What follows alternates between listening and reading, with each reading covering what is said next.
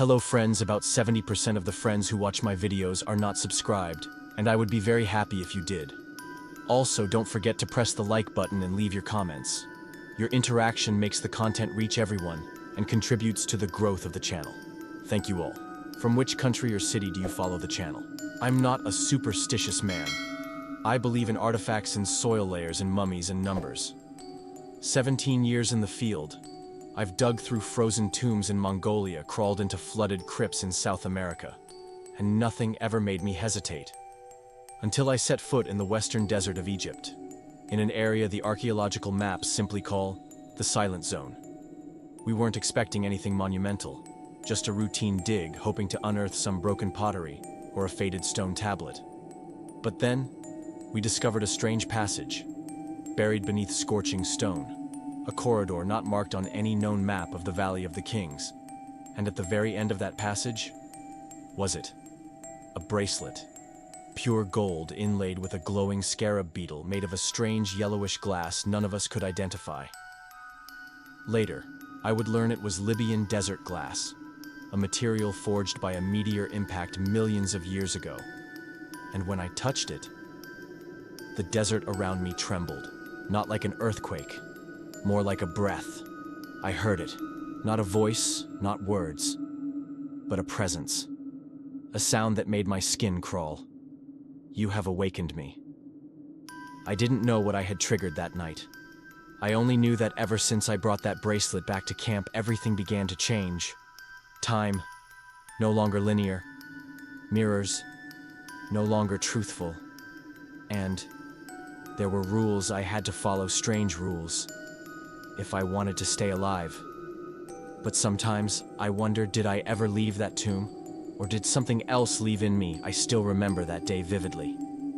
The sun scorched everything under the pale red sands of the western Egyptian desert. The temperature hovered near 50 degrees Celsius, the sand hot enough to burn through boot soles. We were working at a site long considered exhausted by earlier archaeologists, a forgotten section near an offshoot of the Valley of the Kings. I wasn't expecting anything special. A few broken shards, a fossilized bone fragment, maybe some weathered inscriptions. The kind of thing I'd take back to catalog photograph label and store in a dusty crate. But everything changed when we noticed a thin crack in the rock wall near the base of a worn-down sandstone block. When I gently scraped it with a trowel, the sand poured down like water, revealing a narrow crevice leading into the earth. It wasn't on any of the stratigraphic maps. No sign of previous excavation. I went down first. Beneath was a narrow corridor, the space so low I had to crawl on my stomach. On the stone walls were carvings, not traditional Egyptian hieroglyphs. They were spirals, loops, and symbols that seemed to writhe when I pointed my flashlight at them. I didn't know if it was the flickering light or my overheated mind, but I felt it. A faint breath of cold air creeping from within something that didn't belong in this dry place. At the end of the tunnel, I crawled into a tiny stone chamber barely 3 meters wide. Lying in the center of the floor, alone and undisturbed, was a golden bracelet inlaid with a scarab beetle glowing with a strange yellowish light. Not bright. It shimmered softly, like moonlight seeping through dust. I don't know why my hand trembled. Not because of greed or awe, but because some deep part of me was screaming not to touch it. And yet, I did. The moment my fingers brushed the bracelet, the sand beneath me rippled softly, not like an earthquake, more like something taking a deep breath underground. I heard a faint sound like wind through the throat of something ancient and wordless. A whisper in no known language, but I understood. You have awakened me. I recoiled, but it was already too late. When I turned to crawl back, the passage behind me didn't look the same. The stone walls were sweating rivulets of moisture running down the rock, even though the outside world was a furnace. My flashlight flickered, and for a split second I saw my own shadow walking ahead of me, even though I was facing the opposite direction. I returned to the surface, the bracelet carefully wrapped in camel hide cloth. No one in the team understood why I was pale and shaking. I lied, just heat exhaustion. But from that moment on, I couldn't sleep. And every time I touched the bracelet, even through layers of cloth, It felt warm, as if it was breathing. Back at camp, I couldn't shake the feeling that something had followed me up from that chamber. At first, I chalked it up to dehydration, stress, heat, exhaustion. But that night, the air in my tent felt thick as if I were breathing through damp cloth. And then the nosebleed started. It wasn't just a trickle. Blood gushed suddenly from both nostrils as I was examining the bracelet under low light. The iron smell was overwhelming. The sand beneath me turned dark and sticky. At that moment, our radiation detector, used to measure background isotopes around artifacts, let out a sharp screech and short-circuited. It hadn't even touched the bracelet. Something was wrong with this artifact. Something unnatural. Later that night, I turned on the shortwave radio to contact base camp. All I got was static, until I heard a whisper between the crackles. A voice, hushed and inhuman, repeating a phrase in a language I didn't know. And then terrifyingly, in perfect English, "You brought it back." I dropped the radio. The sand around the base of the antenna was vibrating, as if something beneath the earth was echoing the signal. One of the grad students, Amir, barged into my tent around 3 a.m., his eyes wild with fear. He said he saw something crawl out of my tent earlier, a figure made of sand with a scarab face. It disappeared into the dunes. I laughed it off. Called it stress, sleep deprivation. But when I checked the camera trap outside, there was a brief flickering frame showing a shape too tall, too thin, and not fully human, dragging a trail of cinders behind it. That morning, I washed my face using a small tin mirror, but my reflection didn't follow me. I blinked. The image stared back, unmoving. Then it smiled. Only for a second, but I swear it whispered something. My own voice from the mirror. "Don't forget the rules." I kept the bracelet wrapped and buried in a protective box, but I began noticing something strange. Whenever someone passed near it, flies would gather, and only around them. The kind of flies you'd expect near something rotting. One morning I found the box open. No one had touched it, but inside the bracelet was warm to the touch, and the glass scarab was pulsing like it had a heartbeat. I didn't tell the team.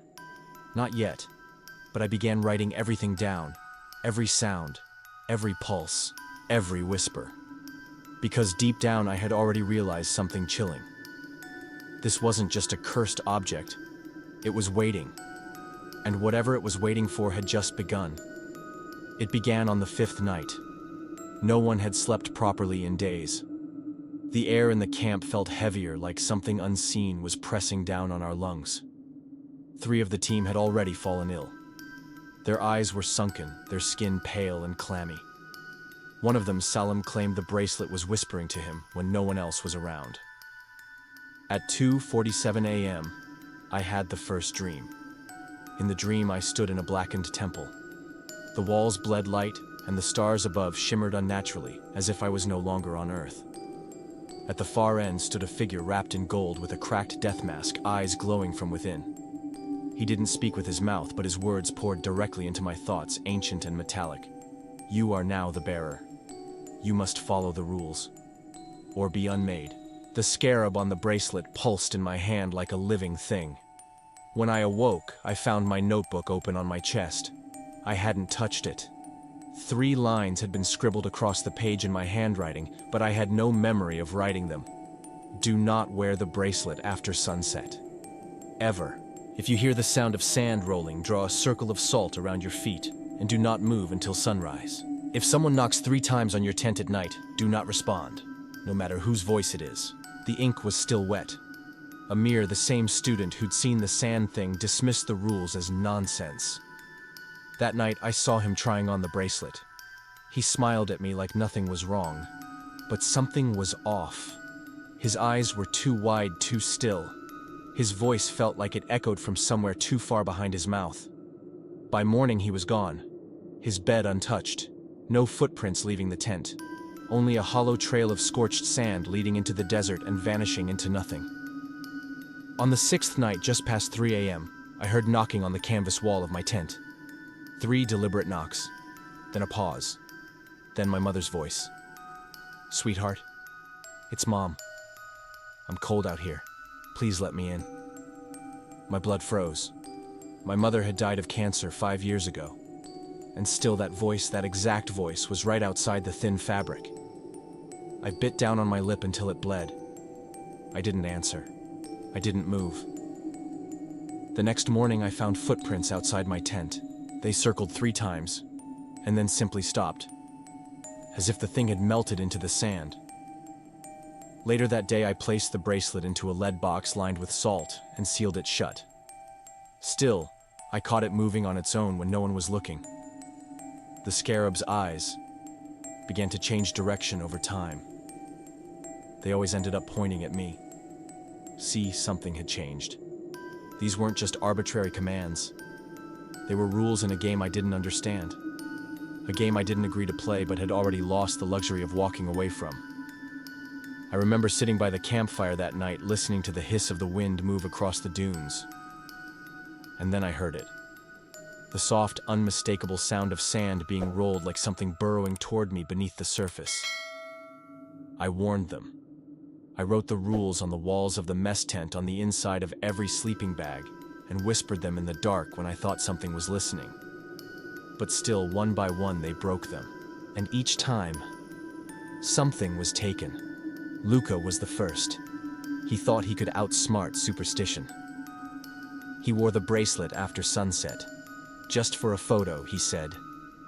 By the time I found him that night, he was kneeling in the sand, motionless eyes fixed on the horizon. He didn't blink. Didn't speak. When I touched his shoulder, he collapsed like ash, not into dust, but into thousands of tiny black beetles that scattered across the dunes and vanished beneath the earth. His boots were the only thing left. 2 days later, Elsa heard the rolling sound late at night. Instead of drawing a circle of salt, she ran sprinting barefoot through the dunes. We chased her by flashlight, but the sand swallowed her trail. We found her the next morning buried upright, only her head exposed, eyes wide open, staring at the sun. Her mouth was full of salt. When we tried to pull her out, her body disintegrated into sand, and something skittered away underneath, leaving a tunnel behind. Ben had been quiet for days. He said the knocking came every night now, but it wasn't just outside his tent anymore. He said he heard it from inside his dreams. One night he answered it. We heard him talking, at first soft, then louder. Laughing, crying. When we rushed to his tent, we found it empty. No Ben. But carved into the wall in ancient Egyptian script was a single line: he let the gate open. That night the temperature dropped by 20 degrees, and we all heard screaming coming from beneath the sand. The next morning someone came back. Ben. Or something that looked like Ben. He was smiling too much. His teeth too straight, his face too clean, like it had been reset. He said he was fine. But when I looked at his shadow, it didn't move when he did. And the reflection of him in the kettle water just stood still, grinning. By the 3rd day, Ben stopped pretending to be human. We found his empty tent, and inside a pile of perfectly folded skin. Clean. Bloodless. Just skin, and beneath it, scarab shells. That's when I realized. The rules weren't there to protect us from the bracelet. They were rules we had to follow so we wouldn't attract its attention. Every violation was a signal. A knock on a door we couldn't see, but something was on the other side waiting for an invitation. And we had already knocked. Too many times. The camp was falling apart. People stopped sleeping. Salt circles became daily rituals. We no longer spoke of escape, only survival. And the bracelet, the scarab, had grown. It was no longer just decoration, it was alive, its wings twitching slightly when no one was looking. And every night I heard it again, the whisper beneath the earth, growing louder, closer. I knew we had to leave. After Ben, or whatever, had worn his skin, we stopped pretending that this was just another cursed dig. The bracelet wasn't just an artifact, it was a trap, and we were already inside it. So I made a decision. At sunrise, I packed what I could, wrapped the bracelet in a double layer of salt-soaked cloth, sealed it in a lead case, and told the remaining 3 team members, "We leave. No questions, no looking back." They agreed, but I could tell none of us really believed we'd make it. We hiked due west away from the valley, aiming for the supply route where our satellite truck waited. The sky was clear, our compass pointed straight. But after nearly 6 hours of walking, we arrived back at our own dig site. At first we thought we were disoriented, but then we saw it our own footprints, in reverse, like we had been walking backward the entire time. One of the students vomited. Another dropped to his knees, whispering, "We're inside something." I tried to call for help. I powered up our emergency satellite comms unit, and it burst into flames the moment I typed the word evacuate. No static, no signal. Just a voice, female, soft, gentle whispering from the broken speaker. "You're not done yet." That night the stars rearranged themselves, forming a pattern that matched the carving on the scarab's back. I stopped sleeping after that. We tried a different route the next day, due south. Flat open dunes, nothing in sight. And then we saw at a camp in the distance. Tents, movement, ours, or another team. We rushed toward it. But as we drew close, we saw ourselves walking around the camp. A perfect mirror of our own group, only the figures didn't cast shadows. They moved in jerky, glitching patterns like old film reels skipping frames. One of them, the version of me, turned and stared directly at us. Then all the doubles looked our way and smiled. We ran. We didn't stop until sundown. I tried to destroy it. I threw the lead box into a pit and set it on fire with gasoline. The flames roared, and then stopped unnaturally. No smoke, no heat. When I approached the pit, the bracelet was sitting on the sand, untouched. The cloth was gone. The scarab was glowing brighter than before. That night I dreamt I was underground again. But I wasn't alone. Dozens of people stood beside me, eyes, hollow faces, pale, each of them wearing a copy of the bracelet. One by one, they whispered, "You can't leave until someone takes your place. The desert is wrong now. The wind no longer blows from the east. The sun sets in the wrong direction. Even the dunes seem to shift when we're not looking, folding in on themselves like breathing lungs." One morning we awoke to find the camp buried, not by a storm, but as if it had been pulled down from below. Only one tent remained above the surface. Mine. Inside it on my cot was a single line of writing carved into the wood with something sharp. "You never left the chamber. I'm writing this now by flashlight inside my last circle of salt. There are only 2 of us left, and I'm not sure about the other. Every sound outside sounds like sand shifting. Every time I blink, I fear I'll wake up in that stone room again, the scarab on my wrist, breathing in rhythm with my heartbeat. This desert is no longer a place. It's a labyrinth. And we were never meant to leave. I'm still alive. At least I think I am. My skin feels like mine. My breath fogs the mirror. My heart still beats, although sometimes it syncs too perfectly with the pulse of the scarab. Yes, the bracelet is still with me. No matter how far I run, no matter how many times I bury it, burn it, drown it in salt, it always finds its way back to me. They found me. A UN archaeological recovery team said I was spotted wandering 50 miles from the original dig site, half-starved, sunburned, delirious. But here's the thing. They said I was the only one they found. The site gone. No tents, no equipment, not even footprints. When I told them about the bracelet, they looked confused. There was no record of our dig being approved. No satellite log. No permits filed. It's like we were never there. But the bracelet was still in my bag. Still warm. Still breathing. Back home, I tried to live a normal life. But things started to unravel quickly. Mirrors lagged behind me by a second. My shadow sometimes moved when I didn't. I began to find scarabs in impossible places, inside sealed drawers, behind refrigerator walls, even inside the bathroom mirror, crawling on the inside of the glass. At night, I hear knocking. Sometimes it's at the door. Sometimes it's from inside the walls. Always 3 knocks. Always followed by a whisper in my own voice begging me to open up. One morning, I woke up to find 3 sentences carved into my bedroom ceiling. Don't wear it after dark. Don't respond to the knock. Don't let anyone else touch it unless they deserve it. That last one wasn't part of the original rules. That's when I realized something terrifying. The rules weren't just for survival anymore. They were for transfer. I was never supposed to escape. The bracelet was never cursed.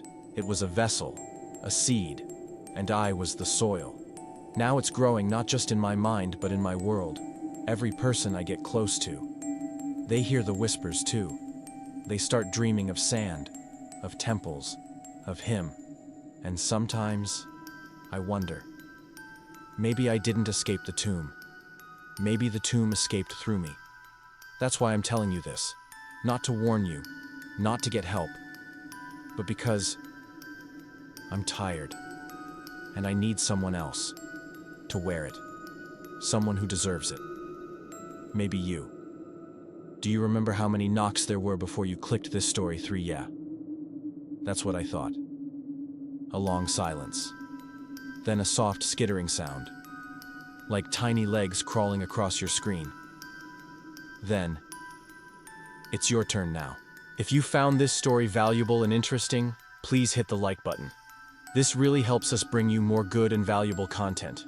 Leave a comment below and let us know what you think, what questions you have, or what topics you would like us to cover next. We love hearing from you. Of course, hit the subscribe button and turn on notifications so you never miss our next stories. Thank you for taking the time to read my stories.